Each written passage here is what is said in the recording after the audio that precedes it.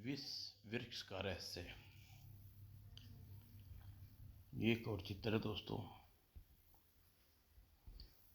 गंगा नदी के किनारे एक विशाल सुंदर नगर था, दी विदिशा।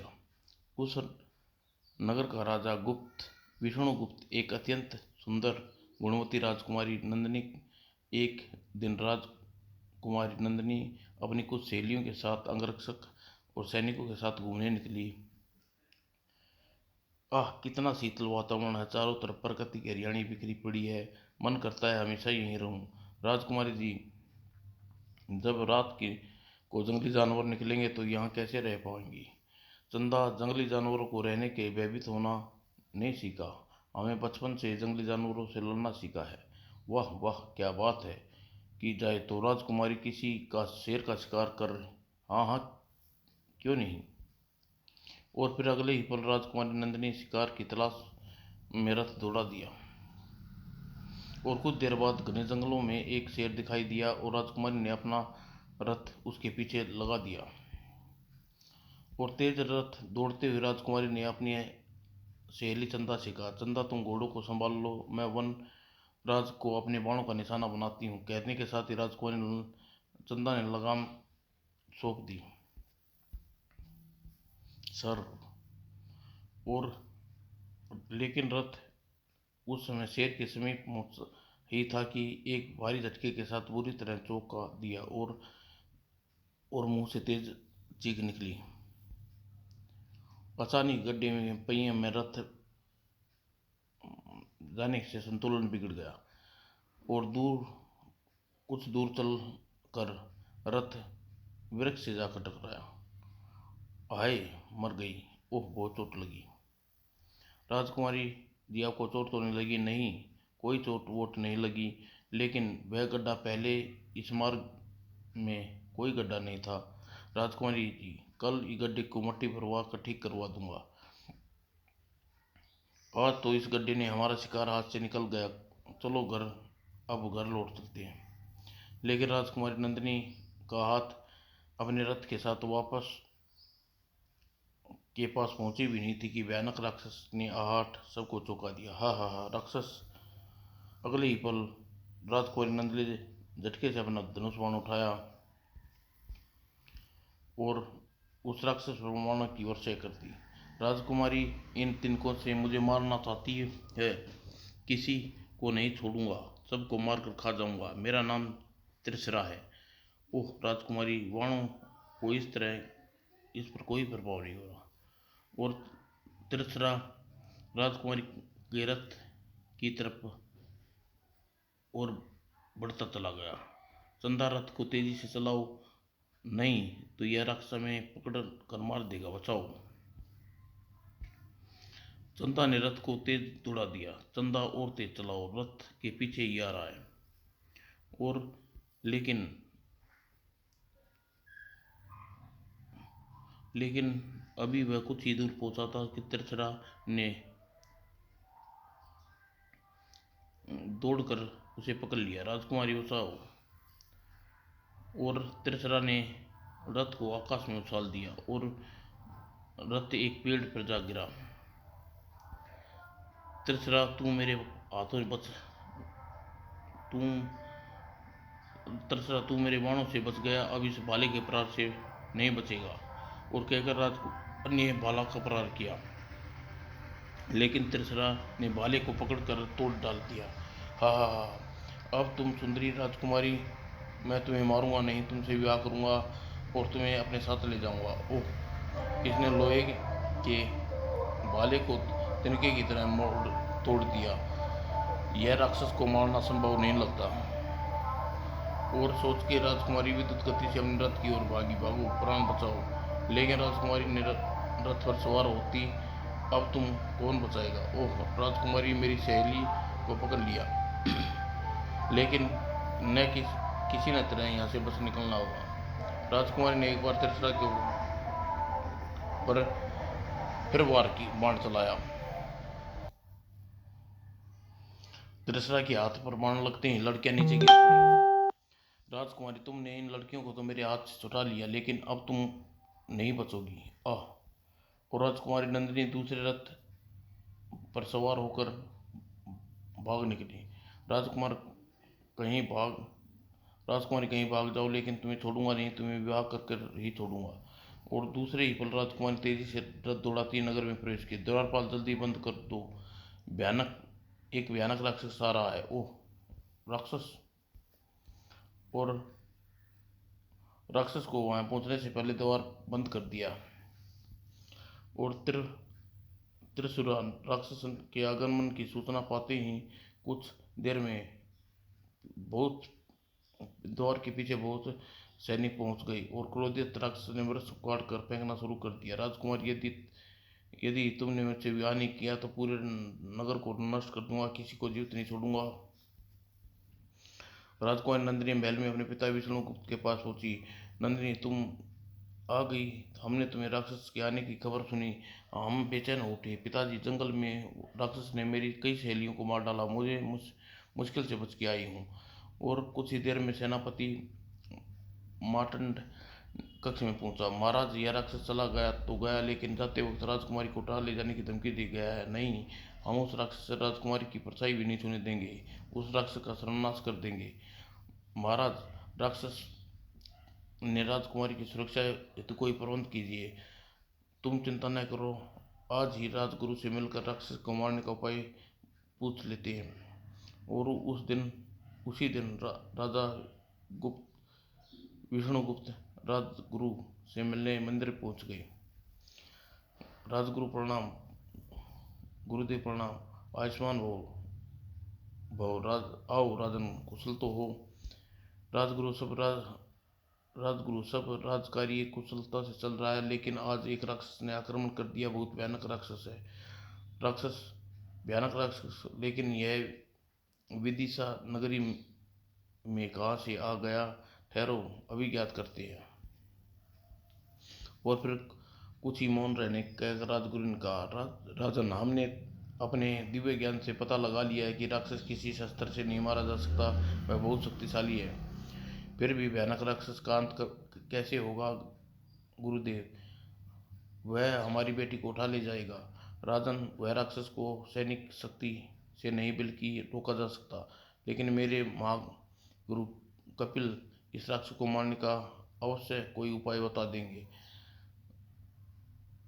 महर्षि कपिल, फिर तो हमें सिर्फ ही उनके पास जाना चाहिए, और कल प्रातः कालिज वन में जाकर महर्षि से प्रार्थना करेंगे कि वह हमारी अवश्य सहायता करें। अगले दिन कालिज वन में जाने की बात सुनकर राजा महल लौट गया। अगले दिन राजगुरु के साथ विष्णुगुप्त कालिज कली कल, कली कजली वन में प्रस्थान किया। दोपहर होने से पूर्व ही महर्षि के पास पहुंच गए। राजगुरु ने भयंकर राक्षस के प्रकोप की सारी कहानी महर्षि कपिल जय को सुनाई। से कहा, जल कपिल जल से चिंता मत करो राजन, मैं राक्षस को मारने का अवश्य कोई उपाय हम तुम्हें बताएंगे, लेकिन इससे पहले राक्षस के संबंध में कुछ जान लेना चाहते हैं। और तभी महर्षि ने अपना दंड उठाकर आकाश में लहराया, और महर्षि ने दंड को किरणें निकली और त्रिपुरा की आकृति बनती चली गई। और त्रिपुरा की आकृति देखते देखते सेनापति ने कहा, महर्षि, यही है त्रिपुरा चिरा राक्षस, और कितना भयानक राक्षस है। और फिर आकृति लुप्त हो गई। महर्षि मुस्कुरा कर बोले, यह दंड ले जाओ राजन, इसे नगर के चारों ओर इस दंड से रेखा खींच देना, वह राक्षस इस नगर में प्रवेश नहीं कर पाएगा। और महर्षि कपिल जी ने दंड देकर राजा विष्णुदत्त को दरबार अपने नगर लौट आए, और उसी दिन नगर के चारों ओर दंड से रेखा खींच दी गई। और अभी दंड से रेखा खींचे हुए कुछ ही दिन बीते थे कि एक बार फिर सिर पर आ गया। सैनिकों के मुख्य द्वार को बंद कर दिया। राक्षस ने वृक्षों को उखाड़ उखाड़ कर फेंकने लगा। विष्णुदत्त ने मुख्य द्वार पर पहुंचे और नंदिनी के साथ उसके साथ थी। आओ, हट जाओ, हट जाओ। कुछ देर बाद त्रिशरा नगर का मुख्य द्वार तोड़ दिया और राजा लेकिन वह भीतर प्रवेश होना चाहता कि तभी ओह मारो, जल गया, आह आह।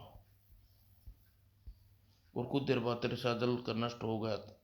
नंदिनी ने अपने पिताजी से कहा, पिताजी, नगरवासियों को आदेश दीजिए कि खुशी मनाए। पूरे नगर में दिवाली की तरह धूम से सजाएं। नहीं बेटी, अभी नहीं, पहले ही महर्षि कपिल जी से इस कार्य के लिए धन्यवाद देने जाएंगे। और उसी दिन राजा विष्णुदत्त ने राजगुरु के साथ नंदिनी के साथ महर्षि कपिल जय के से मिलने चल दिए।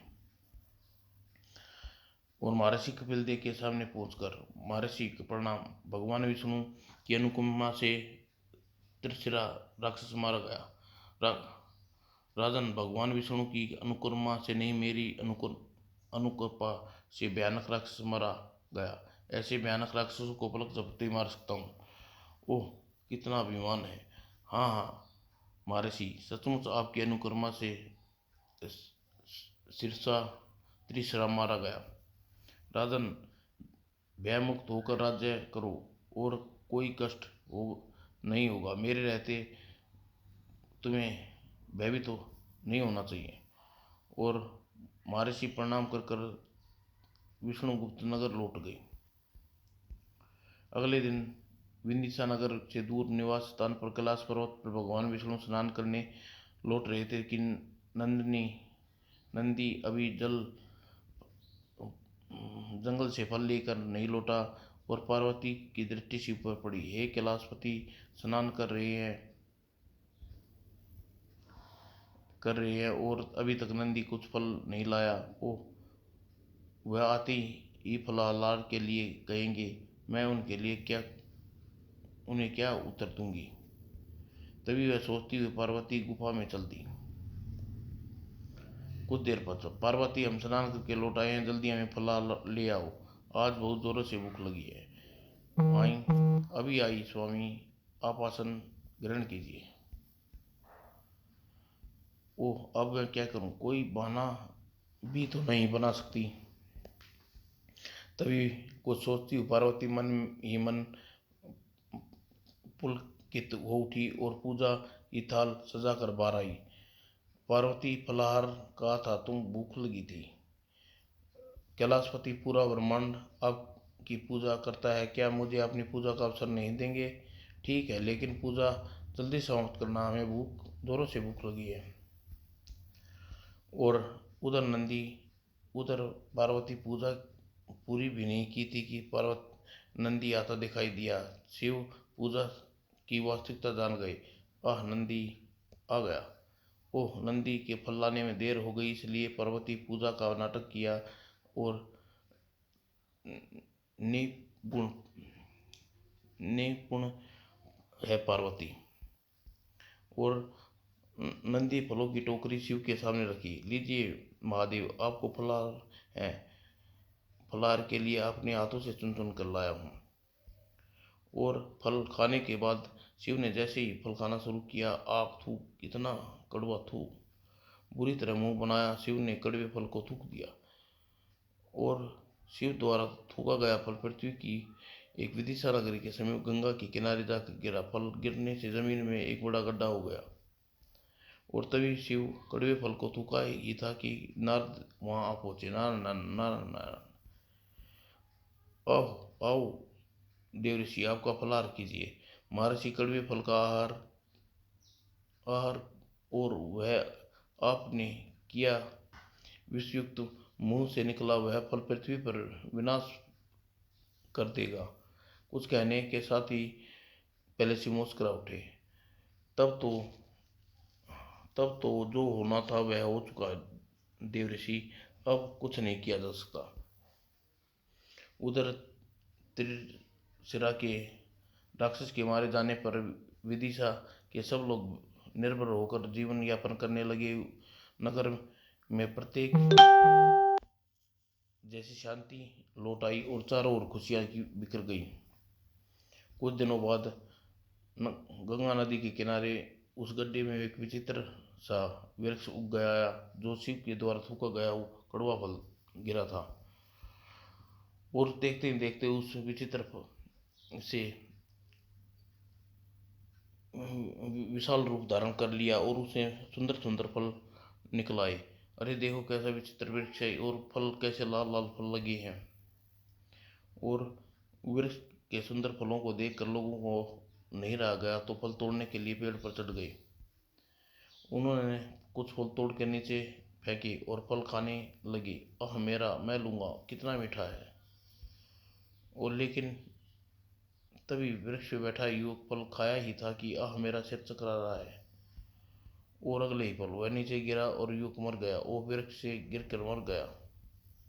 लोग ने उसे युवक को देखा, जैसे ही फल खाया तभी देखा कि तभी फल खाता हुआ यह एक अन्य युवक भी लुढ़क गया। इसको क्या हुआ? इसका शरीर नीला पड़ गया। वो देखते देखते सभी फल खाने वाले लोग जमीन पर गिरकर मरते चले गए। अरे, फल खाने वाले मर गए। हाँ, अवश्य इन फलों में विष है, देखो, सब नीले पड़ गए। तभी वृक्ष पर चढ़े शेष दो भी नीचे गिर पड़े। अरे, इन फलों को कोई नहीं खाने वाला, विषैले हैं, फेंको फल, विषैले फल है। और फिर सभी ने विषैले फल को फेंक दिया। और सैनिकों ने विषैले फलों के लोगों को मरने का समाचार राजा विष्णुगुप्त को दिया तो आश्चर्यचकित रह गए। महाराज, उस विचित्र वृक्ष के फल खाकर अनेक लोगों की मृत्यु का शिकार हो गई हैं। मरने वालों के शरीर नीले पड़ जाते हैं। विषैले वृक्ष, लेकिन पवित्र गंगा नदी के किनारे विषैले वृक्ष का कैसे उगाया? हम आज ही उस वृक्ष को देखने जाएंगे। महामंत्री, तुम राजगुरु को उसके साथ उस वृक्ष के पास लेकर आओ। जी जी महाराज, मैं राजगुरु को लेकर अभी पहुंचता हूँ। और कुछ देर बाद राजा विचित्र गुप्त राजकुमारी नंदिनी के साथ उस विचित्र वृक्ष के पास पहुंचे और महामंत्री राजगुरु के साथ वहां पहुंच गए। राजगुरु, कैसा विचित्र वृक्ष है, इसके फल खाने से अनेक लोग मारे गए। सचमुच विषैला है वृक्ष है। इस वृक्ष के सारे फल तोड़वा कर फेंक दो ताकि कोई फल न खा सके। यहाँ, हाँ, यही ठीक रहेगा महामंत्री, इस वृक्ष के सारे फल तोड़वा कर नष्ट कर दो। और महामंत्री के आदेश पर सैनिकों ने वृक्ष के फल तोड़कर ऊपर चढ़ गए। और लेकिन अभी सैनिक वृक्ष के फल तोड़कर नीचे फेंकना शुरू की क्या था, तीव्र आवाज के साथ फटने लगे। ओह, विस्फोट कैसे? और अगले ही फल फटने के फलों से बोने राक्षस निकलकर सैनिकों की ओर बढ़े लगे। भागो राक्षस! सैनिकों, टूट पड़ो इन पर, राक्षस को एक भी जीवित न बचना चाहिए, मारो मारो मारो। और आह आह! तभी राजगुरु चिल्ला उठे, रुको, फलों को तोड़कर मत फेंको, रुक जाओ। और कुछ ही देर में सैनिकों ने राक्षसों को मार डाला। लेकिन बहुत से सैनिक दूसरे लोग भी बोने राक्षसों के हाथ मारे जा चुके थे। ओह, बोने राक्षस ने हमारे कितने सैनिकों को मार डाला, कितने निर्दोष लोग मारे गए। राजा ने तुरंत वृक्ष को काट कर नष्ट करने कर दो, नहीं तो ये मायावी वृक्ष भविष्य में कोई और अनर्थ कर सकता है। महामंत्री ने तुरंत वृक्ष को काट कर नष्ट करो दो। महामंत्री के आदेश पाते ही कुछ कुल्हाड़ी लेकर उस वृक्ष को काटने के लिए बढ़े। लेकिन उन लोगों को वृक्ष काटना शुरू ही किया था कि वह वृक्ष हिलने लगा। ओह, यह वृक्ष हिल क्यों रहा है? लगता है हम वृक्ष को नहीं, किसी आदमी को काट रहे हैं। लोगों को लोग उस वृक्ष को काटते चले जा रहे थे कि तभी वृक्ष की आकृति वृक्ष अदृश्य परिवर्तन हुआ और देखते ही देखते वह भयानक राक्षस बन गया। हा हा हा, इतना भयानक राक्षस, भागो भागो।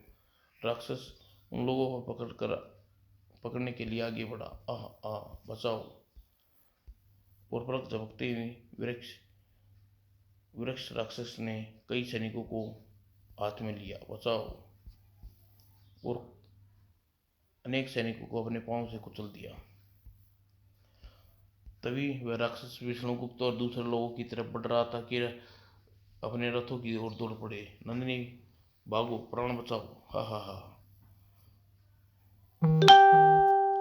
हा हा, पिताजी महाराज, आह, बचिए राजकुमारी, बचो। तभी वृक्ष का हाथ नंदिनी को उठा पाते तभी सेनापति ने तलवार से प्रहार किया। अगले ही पल पलक झपकते ही वृक्ष राक्षस ने सेनापति को हाथ से उठा लिया। आह, अब मैं क्या करूं। और देखते देखते उस वृक्ष राक्षस ने सेनापति के विशाल में मसल दिया और सेनापति को मारकर वृक्ष दूसरे लोगों की तरफ बढ़ गया। हा हा हा हा। राजगुरु, इस भयानक राक्षस से हम कैसे बचेंगे। महाराज, महर्षि कपिल के पास चलना चाहिए, वही इस वृक्ष राक्षस से बचा सकते हैं। और फिर राजा विष्णुगुप्त के सारथी कलिंग वन में रथ को ले चलने का आदेश दिया। वो तेजी से रथ दौड़ाते हुए सब महर्षि कपिल देव के पास पहुंचे। महर्षि, हमें बताइए, विचित्र राक्षस हमें मारने आ रहा है, महर्षि कुछ कीजिए। और गुरुदेव, ऐसा विचित्र वृक्ष राक्षस पहले कभी नहीं देखा। चिंता मत करो, वह वृक्ष राक्षस लोगों को कोई हानि नहीं पहुंचाएगा। हा हा हा हा हा हा। महर्षि, वह राक्षस उसके पास सुनाई दे रहा है। हा हा हा। कुछ ही देर में वृक्ष राक्षस उनके पास पहुंचा। हा हा हा।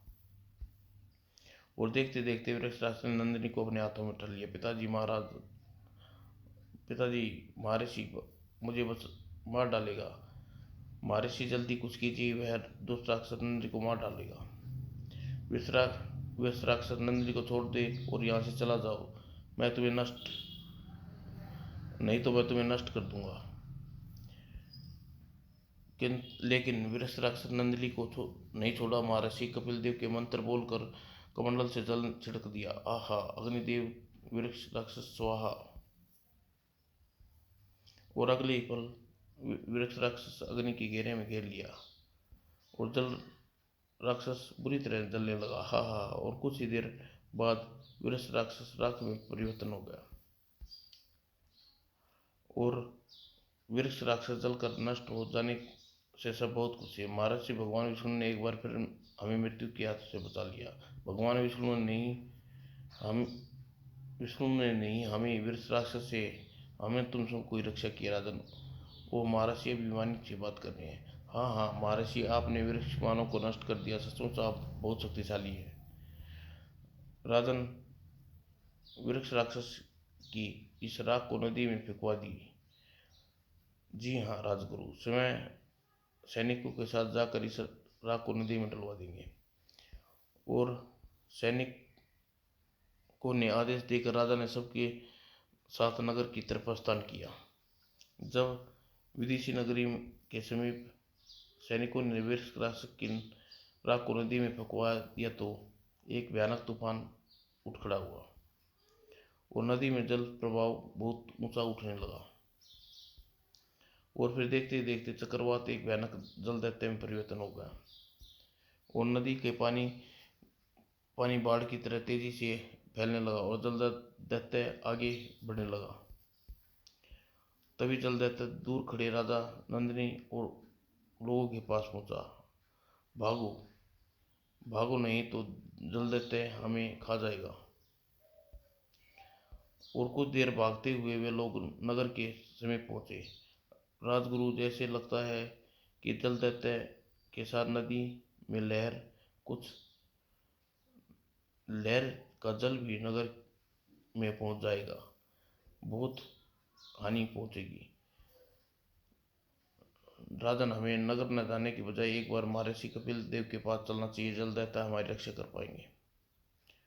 और तभी विष्णुगुप्त अपने सारथी अपने रथ के साथ कपिल कलिंच वन में की ओर दौड़ा मोड़ दिया और तेजी से रथ दौड़ाते हुए कपिल जल के पास पहुंचे। कहो राजन, कितने भयभीत होकर आने का कारण महर्षि रक्षा करें। इस बार भयंकर जल दैत्य ने घेरा है। जल दैत्य, लेकिन जल दैत्य कहाँ से आ गया? गुरुवर, वृक्ष राक्षस की राख गंगा नदी में गिरते ही नदी में तूफान सा उठा और जल दैत्य बन गया और वह जल दैत्य हमारे पीछे आ रहा है। और उसी समय कपिल देव के मस्तिष्क में अभिमान से भर कर मनी मुस्कुरा के बोले, लेकिन इस बार तुम लोगों की कोई सहायता नहीं कर सकूंगा। तुम अपने भगवान विष्णु के पास जाओ, वही तुम्हारे साथ रक्षा करेंगे। नहीं नहीं महर्षि, ऐसा नहीं कहिए, जल देता हमें सबको मार देगा। नदी में बाढ़ से हम सब डूब जाएंगे। आप हमारे रक्षक हैं, आप ही भगवान हैं। हाँ